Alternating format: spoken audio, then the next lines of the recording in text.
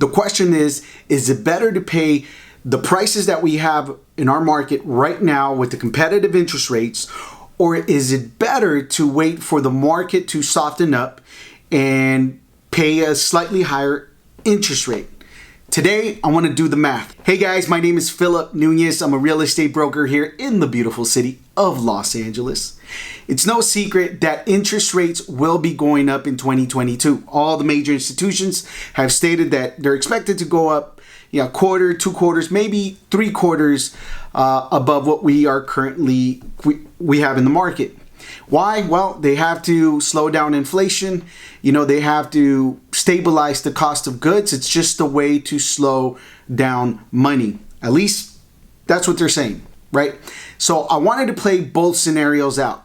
Either A, what would happen if you buy a house today, or if you wait and maybe buy it at a lower price but a higher interest rate. So let's go to our Googles, and I'm going to use an amortization calculator. It's always hard for me to say this, so amortization. Well, anyways, I won't bore you guys with that. Just got to work on it. Anyway, so here, let's do this.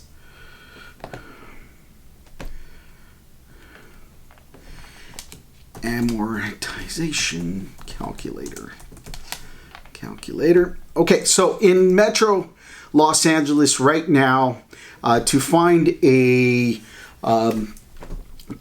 3-bedroom, 2-bath house, 1,300 to 1,500 square feet, highly unlikely that you'll find anything less than $600,000. So let's use that as our benchmark price point, and let's go with a conventional loan, 5% down at 3.5 interest rate, which is sort of ballpark where we are right now. Obviously, depending on your qualifications, you might be able to get a more competitive rate or maybe slightly higher.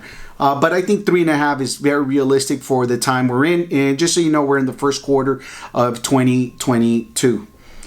So if it's a $600,000 price point and we have 5% down, the loan amount will be $570,000, a 30-year term, and we said the rate would be 3.5. So let's go ahead and calculate that.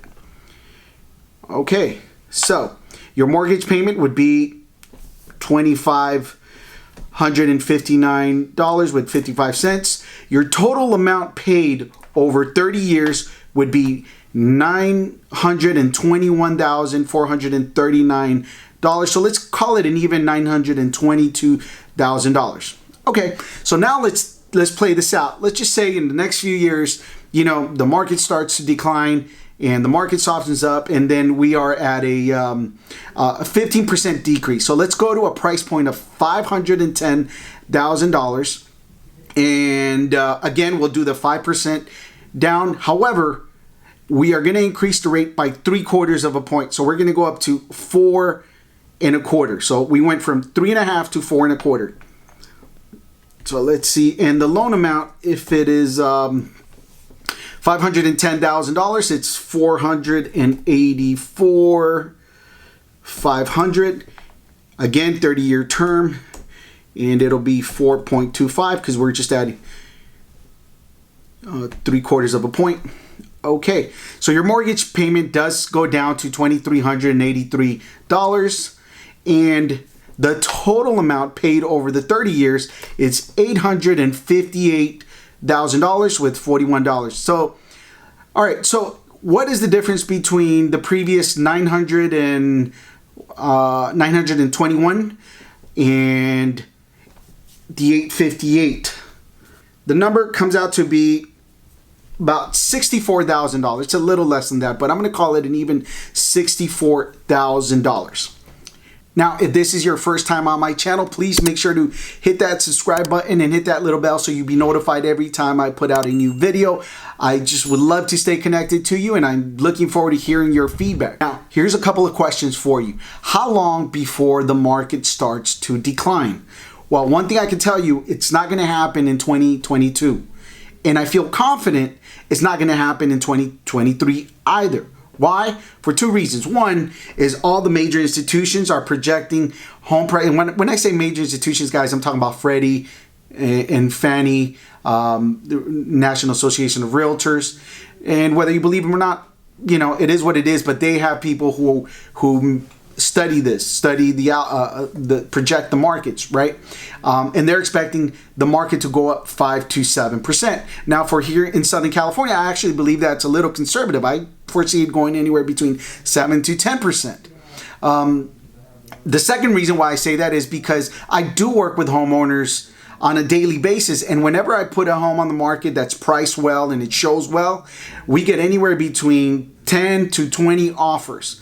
So just the supply and demand formula lets me know that home prices, not only are they going to stay firm, but they will continue to increase, at least for the immediate future, right?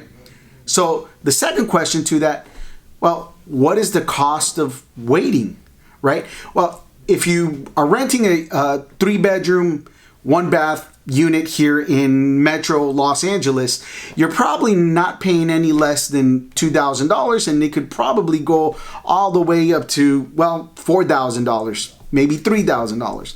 So let's call it an even $2,500, right?